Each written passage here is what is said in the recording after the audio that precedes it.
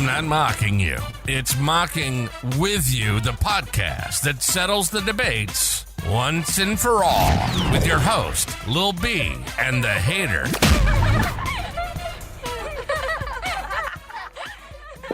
Hello and welcome to the Mocking With You podcast. Thank you for joining this week. It's just me and Hater holding down the house, and we are bringing you our top 10 interior offensive line.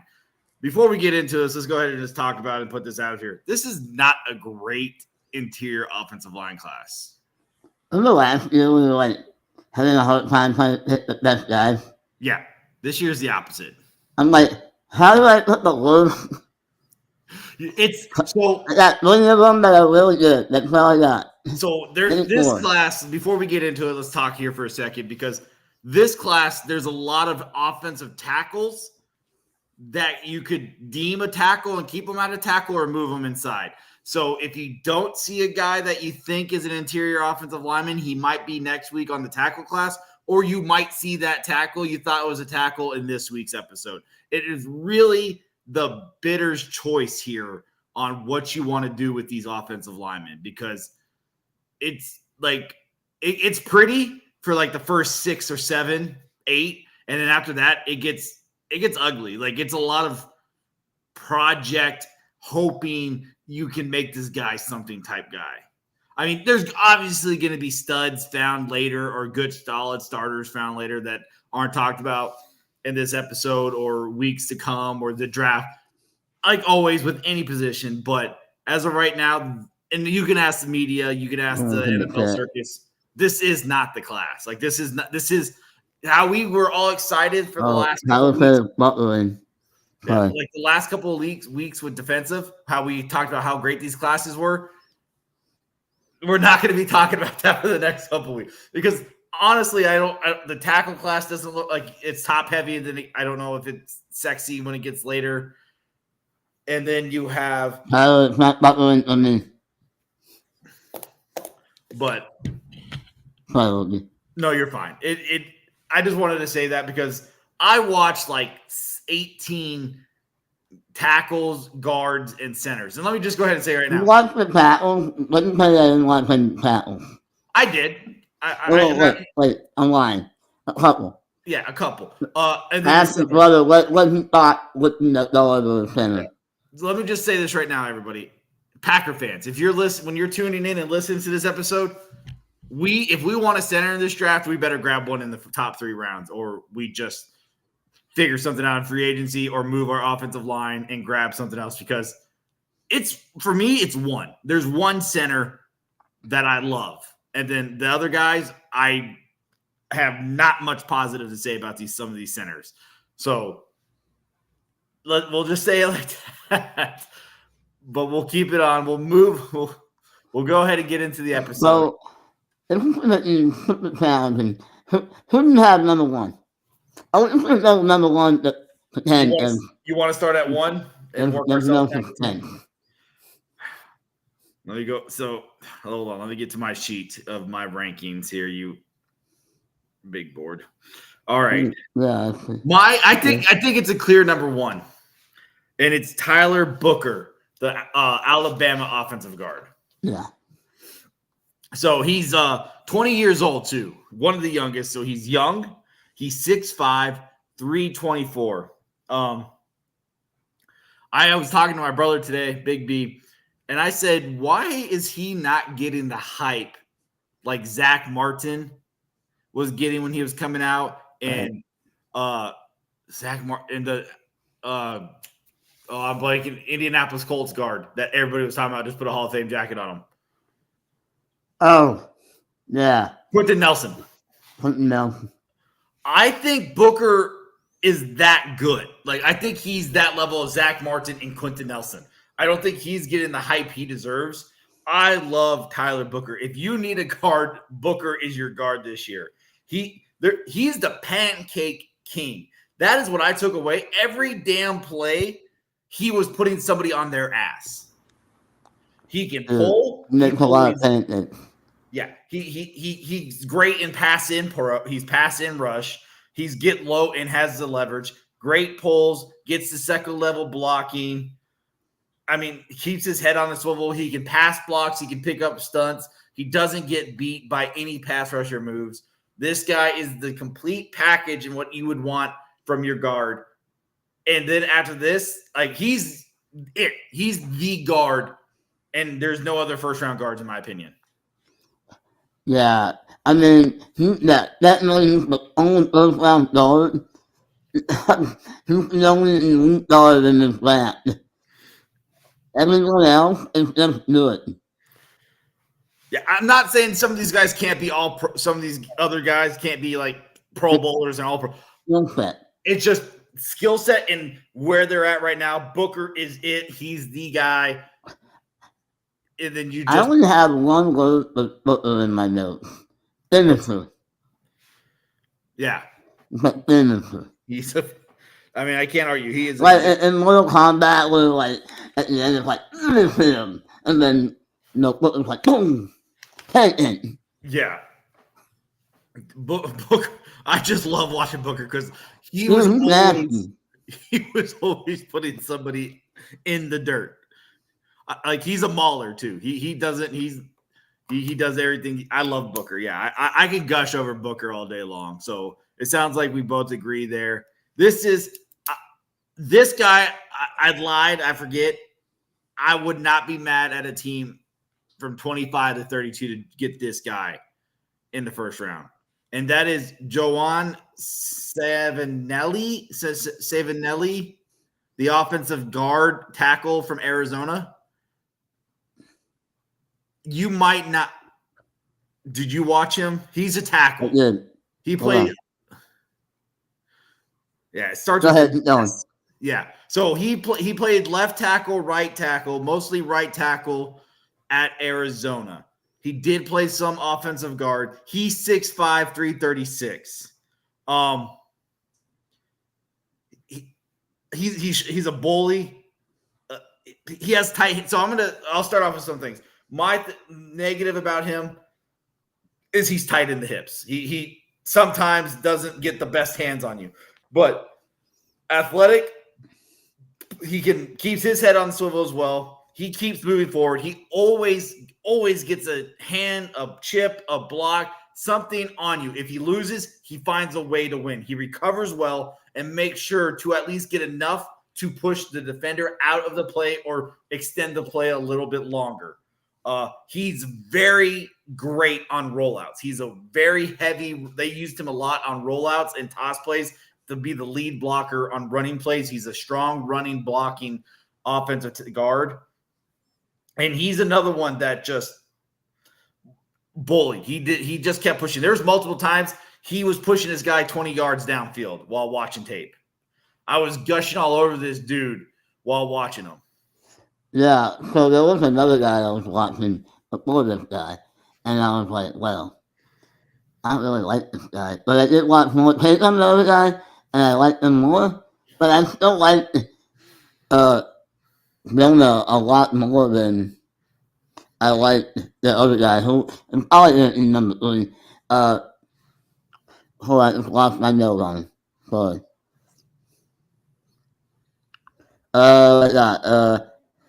The dude is a monster. Blocks very well. Lots of pancakes. He had more pancakes too. He likes to make pancakes. Yeah, and this is another thing while talking about this class. It's not the sexiest class, elite offensive lineman class that you would like from last year, but a lot of these guys have versatility. A lot of these guys played across the line in their college careers. So you can play them at a tackle position. Some of them, I don't think they can be successful at tackle, but they play tackle, and you could probably, in a pinch, start them at a tackle position in guards or centers. Like a lot of these guys are versatile, which is appealing to a lot of teams. That you can you could draft a guy and have somebody. Yeah, so I think he would do that tackle. Like he could play tackle in the pinch. I could think he could be a solid right tackle. Yeah, but I think he could also guard. Yes, agree. I have a couple of guys like that where in this list where I think they can play tackle, but I like them better at guard. Speaking of a guy who played nothing but tackle in college, but had a great Senior Bowl and is going to definitely move into the guard position is Gary Zabel, offensive guard tackle from North Dakota State. He's 22 years old. He's 6'6", 305. He played right tackle and left tackle at his time at North Dakota State. He played every position at the Senior Bowl. Some people will have him at center. He did do well at center during his Senior Bowl. But my problems is that he does not do well from game tape that I think he can be in a 6'6" center. I don't love that. That's a little too big for my centers that I would like to see. He has stiff hips, too much of a stiff hip. He's not that crazy athletic to be on the outside. He's definitely more suited to be a offensive guard in the NFL. I have a problem if I only have him on my list. You didn't have him on your list? You know why? If I was not impressed. I know the Super Bowl wasn't that good, but the Penn, I'm impressed. He lined up at all 5 spots at the Senior Bowl. He did have choppy feet. I didn't love, but good off the line, gets to the second level, doesn't let go of you once he grabs you. He gets good hand placement, and he goes, which I love. Yeah, he's Latin, yeah, but I think he's pretty not on tape. I like him. Rollouts, he's good in motion on rollouts. He does get ahead of himself and loses his footwork. There's a lot of, but everything I'm saying is things I think is easily correctable by the right offensive line coach. He was a 3-year starter, I believe, if I recall correctly. I forgot to write that. He was. Yeah. So, but everything that I'm saying is correctthink. And that's why I think, though, he's not lined up for a tackle. I know a lot of people who have him lined up as a tackle. I don't see it. I think you put him at your left or right guard, and you just look like a guard. Yeah, he looks like a guard. He played the size of a guard. Yeah. That doesn't make a center.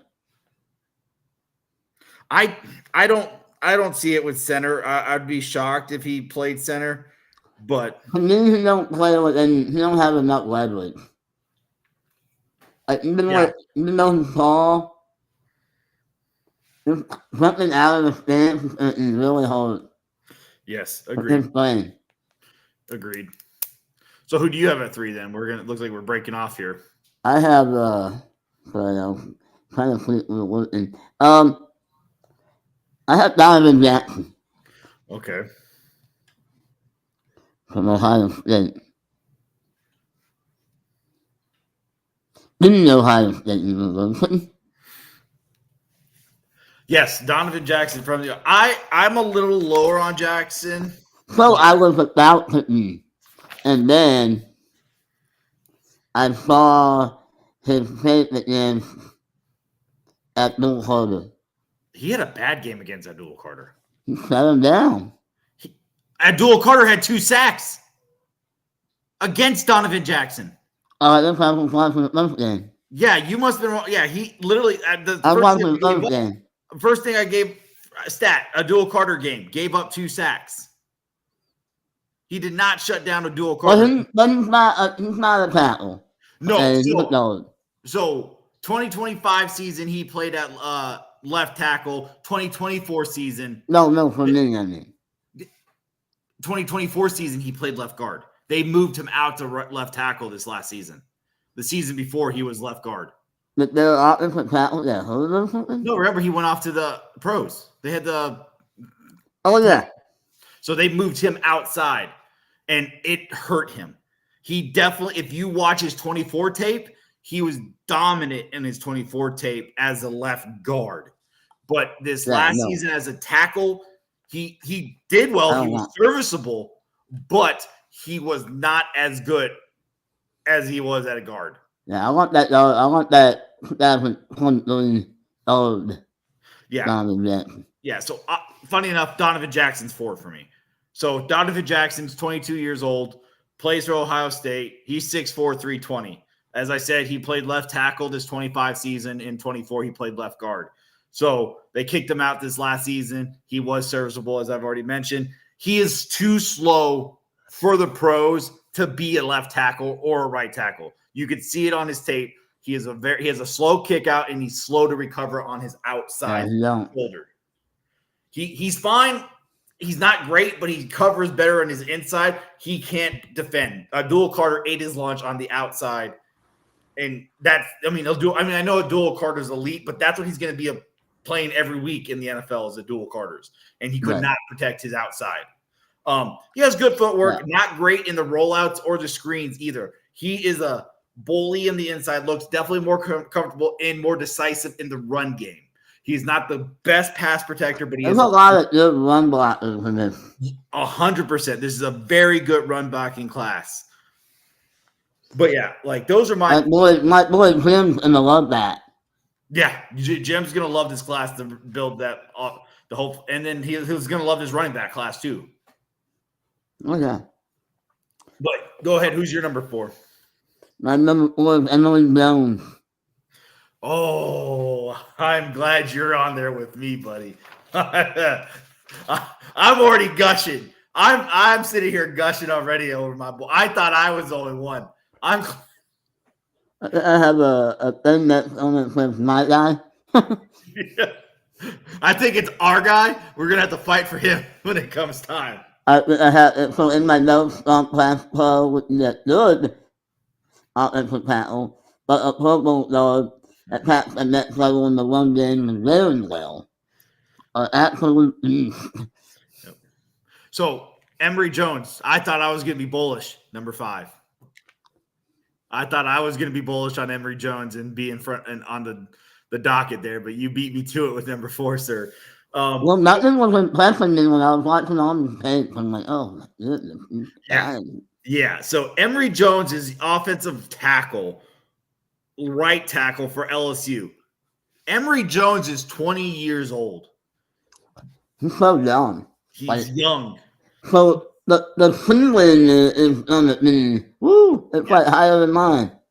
He's 6'6", 315. He played right tackle, and he did move in at times. Him and another guy on the LSU, Miles Frazier, they flip-flop that right tackle, right guard position a lot. If you watch their tape, they would rotate. He dominantly played at right tackle, and Frazier played dominantly at right guard, but they would flip-flop at those positions. So Emory Jones is very easily, I think, is a very solid right tackle for you.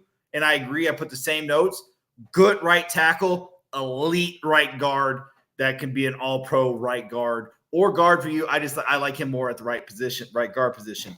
That's normally in a run anyway, in a run to that right side.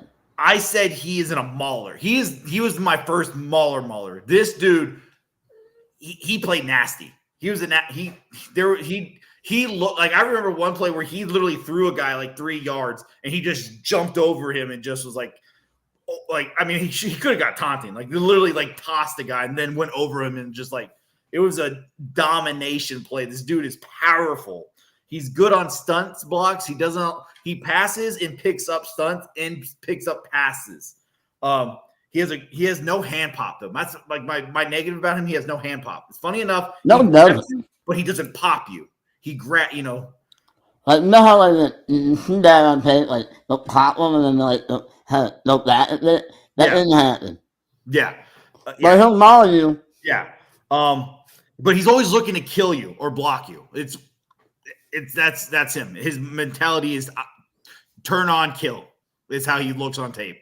And I loved every second of Emory Jones. And I'm very bullish on him. And he keeps his head on a swivel. He doesn't allow much things to get past him or by him.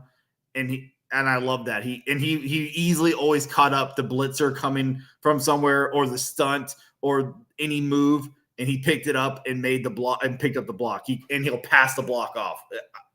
I love Emory Jones. He could easily be a great right tackle, but an elite right guard. So my number 5 is obviously from the border and Tate Rutledge. There we go. I'm gonna say Rutledge. Tate Rutledge. One blocking is more of his strength. So, like, I'm not gonna lie here. I got both these Northern dollars back to back here, and Okay. I really didn't know it's really like 6A and B here. No, you're fine. I like both of these guys. So you and me are off. One blocking is his strength tends to be a bit too high in pass flow, but attacks the next level well. Yes. You know why? Something but dog. No, because he's 23 and will be 24 by the NFL draft. Well, that's. There's a so I probably should put the other guy before him, but oh well. So Tate Ratledge is my offensive interior guard 6. We're literally just off by one right now. I'm assuming it's going to change. I thought we were going to be way off, but we're kind of feeling each other the same right now. So Ratledge, as I said, is 23-year-old. He will be 24 by the NFL draft. He played right guard. He was a 3-year starter at Georgia. Good in pass, but a bull in the run. He runs through people. He's a different animal in the run game. He's a solid pass defender. Don't get me wrong, but he there's something about the run. When he says you're allowed to run through this guy, he runs through this guy, and then he's 10 yards downfield before anybody else is. I didn't see anybody else like him in the run. He would literally grab, push you, and keep pushing you 5 more yards, 10 more yards down the field. Stupid. I don't understand it. Good footwork. He is mentally sound. There's not much coaching you need to do with Tate. Tate is a day one starter for you. He'll never be, you know who he reminds me of? Who is the guy who always got in trouble for being like the hazer? Played for the Raiders, played for the Bills. Oh, the Bills? What's his name? Yeah. But yeah, we'll think about it here. Yeah, it'll come to me. But that's who he is. He plays the same way. He got in yeah. Oh my goodness, man. Yeah. How's that hill? That's killing me now. Yeah, I know, right? You look that up. I'll drop my number 6.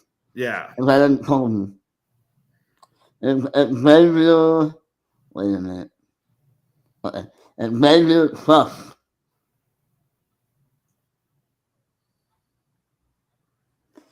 If Xavier Trust.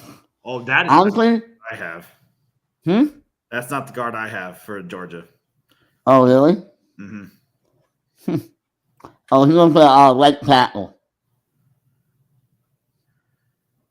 Versatility, big, powerful, run blocks well, which is interesting to see him play guard at the next level. Because he is a right tackle. That's why.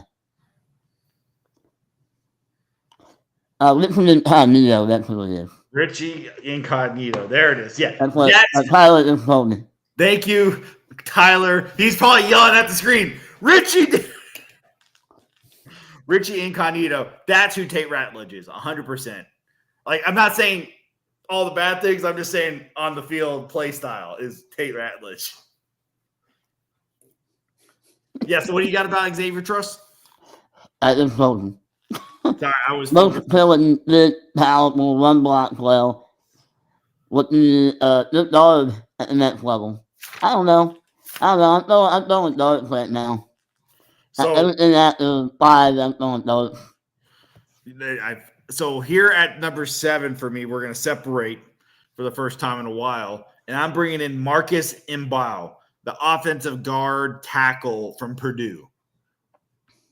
21 years old, 6'5", 300. He plays right tackle and right guard for Purdue. So here's my bad about him. He is an awful stance. Awful feet work, slow footwork. And he's always the last one off the line. Yeah. So this is why I don't have him in my list. That's fine. Because I did not fall in love with that. But he's a better run blocker than pass blocker. He played a lot better and more, just like the other guy I was just talking about,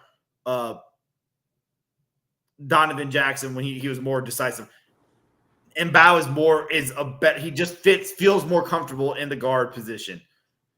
and he just looked like he's a pole guard. He's explosive. He does have all the tools and traits you want for him to be a great guard, but he is also a project and very raw. Great. He's young. He has all the tools. How old is he? He's only 21. Okay. So the problem is when you're that slow out your stance in the NFL, it's over.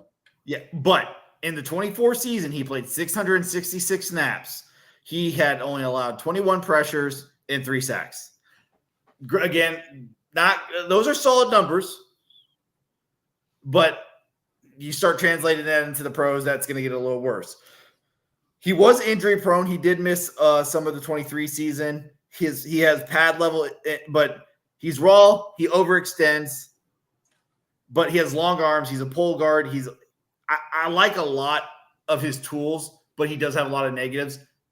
But I think if you get him to the right coaching, and again, it's shooting yourself in the dark here. He has all the tools. He has the stats. He has the starting. He played in a good conference. Take him out of that tackle position because he struggled. Put him in the right guard and let him sit there, be in the inside and have protection on both sides of him. I think he becomes a very solid right guard or left guard if you want him there in the NFL. All right. Well, I think we're still in a different direction here. I'm going with Clay Webb. Yeah. I love Clay Webb. Oh, fuck. This is where it gets. Except Georgia, but he actually played at Jacksonville State last year. Fuck. Hold on. Yeah. Okay. Go ahead. I'm not remembering. No. I have him, but I'm going to change something up once you're done talking. So this dude is an absolute road raider. One of the, I feel like I keep saying this, but one of the best run blockers on the bat. But like, that's his only specialty. If he's a good run blocker, I really didn't like everything else I saw on tape, but the run blocking was next level. Yeah. I think he does everything well. I think you're being very low on him. Maybe I'm not as bullish. Yeah. So, I'm doing a redo. I'm moving Mbow down to 8. Okay. Because I want to put the first center here at number 7. Because this is our interior and we haven't talked about the centers. And I really like this guy and he needs to be talked about. So I'm throwing him in here because he is better than Mbow in my eyes. And I think he is clearly the number 1 center in this class for me.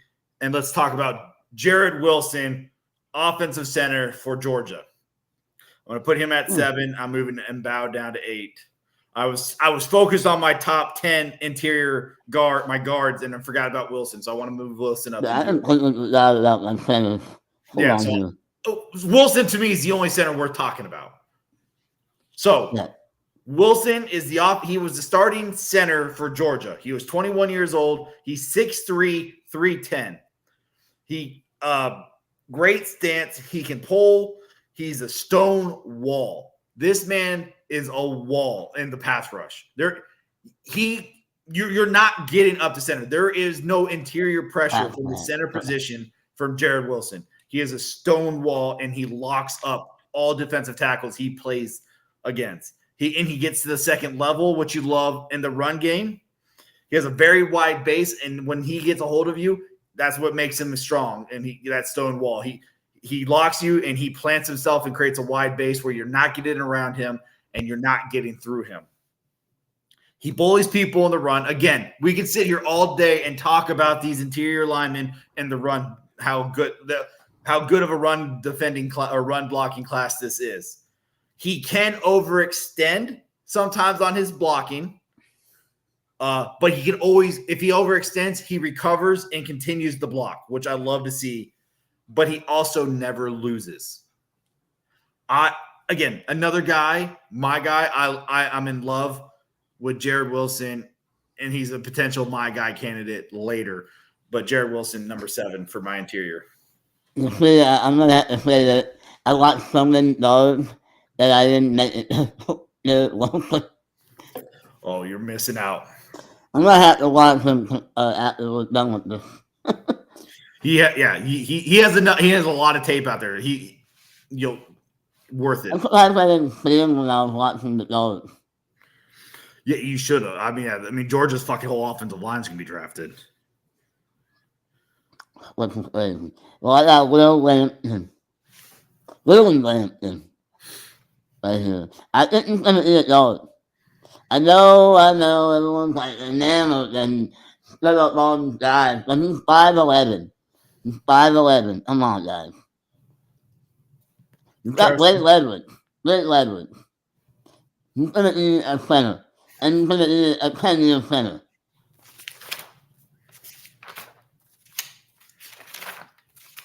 Sorry. All right.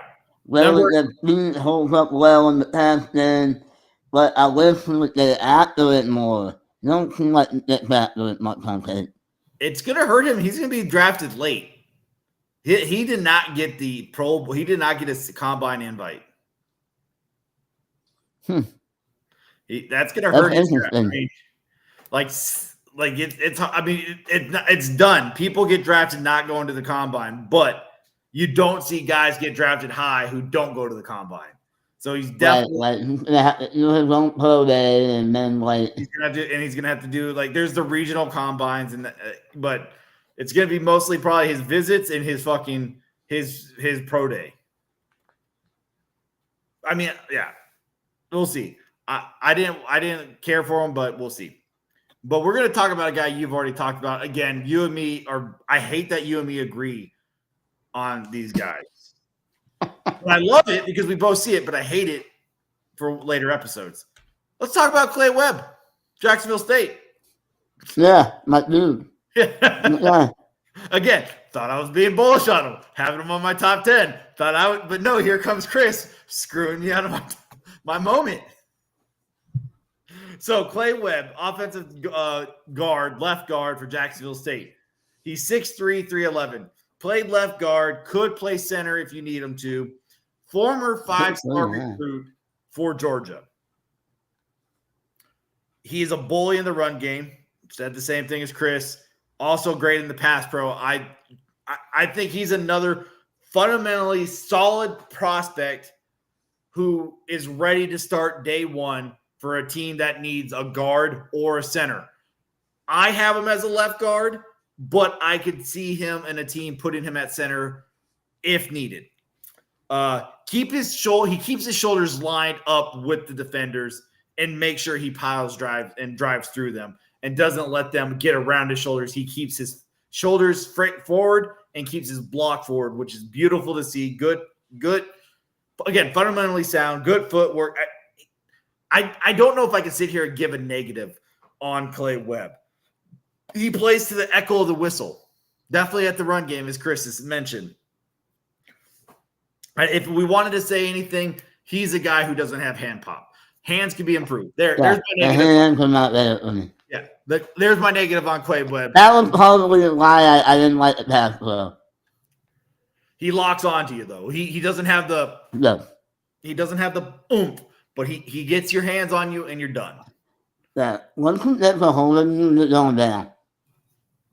Again, I love a lot of these. A lot of these guys are day 2, day 3 guys, and I think they're all going to be contributors. You get some diamonds in the rough here. Yeah. Because the whole draft is like defensive heavy. You're going to have, and running that heavy, you're going to have a lot of offensive linemen flip through the cracks. Yep. All right, then number 9. I'm like debating here. And I really like that. I have a couple of guys I want to put at 10, but I want to see what you do with 9 because it will make me decide. I'm going to take Howard Holton because he's my dude. Didn't watch him. He was way too down. Didn't watch Howard Holton? No, because he was like shout out Iowa. He was, for most people, he's like a day around 7-6 pick. I don't even care, but this guy is one block in the Oblivion. I didn't get a hot guy. Okay? Hole, that's what they do best. I did not get down this rabbit hole. He's a very low-rated offensive guard, so I did not get his pass pro. I thought that Jackson State was bad, Jacksonville State was bad, but his pass pro is non-existent. He's an absolute road raider, though. This dude, once he gets a hold of you, he's going to pushing you to the whistle and then beyond the whistle. He has a nasty streak. A lot of these guys are nasty. I think this is a nasty class. If you want a road grading nasty tackle or guard, you have them. This is your class. There's no finesse in this class. It is all brute power when it comes to these guards. Yeah, except like Tyler Butler. Yeah, Tyler. Okay, so do I state? I really hate this because I like both of these guys. Okay, I'm going to stick true to my board. I will mention the guy I've already talked about a little bit as an honorable mention. But per my board, my number 9 guard, but number 10 on this because I threw in the center, is Dylan Fairchild, offensive guard, Georgia. That's who I thought you were going with when you said Xavier Truss. Well, it's fun that you say that. He's my number 10. Okay. But I got that all I just laughed at the whole Georgia line here. You did. Yeah, I don't know. Yeah, so everybody, just so you know, it says Clay Webb is Georgia. He's Jacksonville State. He was a 5-star recruit for Georgia. By way of Georgia. Yes, but he literally played this last season with Jacksonville State. We will update that for the board. I will update that later. But yeah, I just caught that it said Georgia. He was Jacksonville State. Dylan Fairchild, though, was offensive guard, UGA, 21 years old, 6'5", 315. Played left guard for Georgia this past season. There is a play, and a lot of times he has a slap away or tug your hands down and grab you. He does beautiful move. He does is that he'll slap your hand, he'll slap or rip the arms down and then grab you like what you're taught in high school to do as an offensive lineman, and he does it with pure simplicity. And it was amazing. Saw that. He can recover if he loses, which is very nice. Good hands placement, but is inconsistent with his hand placement. When he does it well, but he's inconsistent at doing it. Which, he can get beat on power bull rushes and power moves. Better in pass pro, but good in the run. A little stiff, can get to the second level. He's good on stunt blocks and make sure that the guys don't come around him. And he's a good puller. He has the speed and athleticism to be a solid puller on the run game. Yeah, I think I got in my notes that he'll be a solid backup. He'll be a solid backup. What a pulling dog. See, I think he could be another starter. I think he's a guy. I'm saying that at bare minimum, that a solid backup. He's a guy that he lasts 10 years in the league, no issues. And if he bounces around from team to team, he's a guy who's been in the league for a while, and he'll have a couple of really great years, or he's just a solid starter for the next 10 years. Like a lot, that's this class. It's not sexy, but you're going to get solid starters for a long time. You get a lot of solid starters here. Yeah. Or backup. Yeah, or backup. So, do you have anything else you want to add to the Dylan Fairchild? No, I'm good. All right. So, who's your honorable mention? I have one. I want to mention my honorable mention. I'm going to mention Joshua Gray. Okay, Oregon State. Oregon State. Like, it was really hard to find the tape on him. It was hard. You could find stuff from 2022 and 2023, but nothing from 24. So he caught a touchdown pass on a screenplay. I feel like they're going to use this guy. Don't let Dan Hamill get this guy. Don't let Dan Hamill get this guy. No. Don't let the Bears get him, because you know that was all Ben Johnson. Yeah. Ben Johnson. Yeah, don't let the Bears. That's what the Bears need offensive lineman. Yeah. Yeah, it was hard, but I did like what I saw. He's solid. He's solid in the run game. From what I saw. Honorable mention for me is going to be a guy I mentioned earlier, and that's going to be Miles Frazier, offensive guard from LSU. He's my number 10. He got pushed out because of Jared Wilson. He is 6'5", 325. He played right guard for most of this past season, but did rotate with our Emory Jones at the right tackle position. He is a hard-hitting, nose-hitting offensive guard.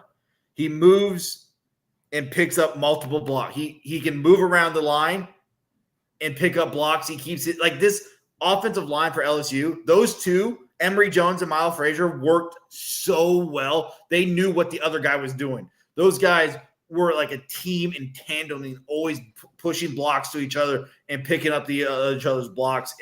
It was watching those two was like an orchestra. It was amazing to watch those two at that right tackle, right guard position for LSU on tape.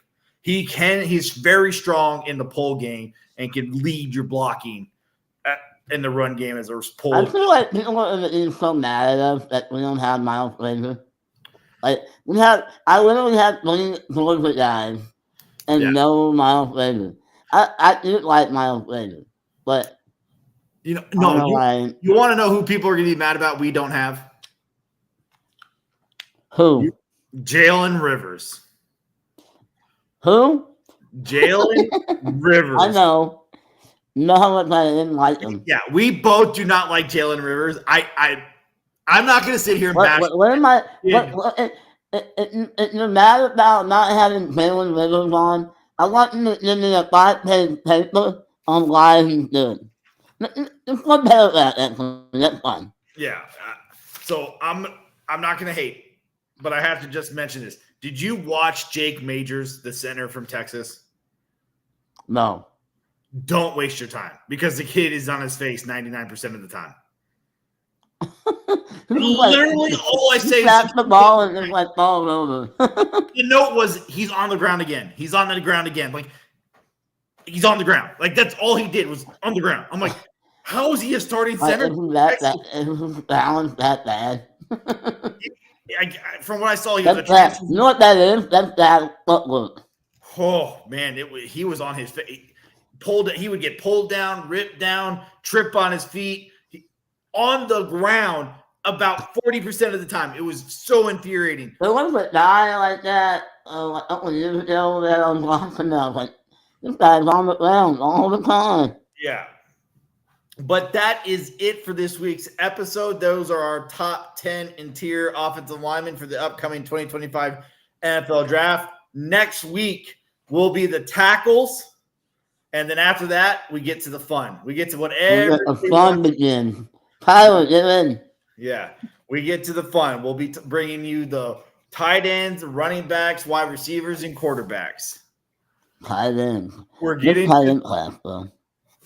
We're getting into the fun. We're out of the meat and potatoes after next week.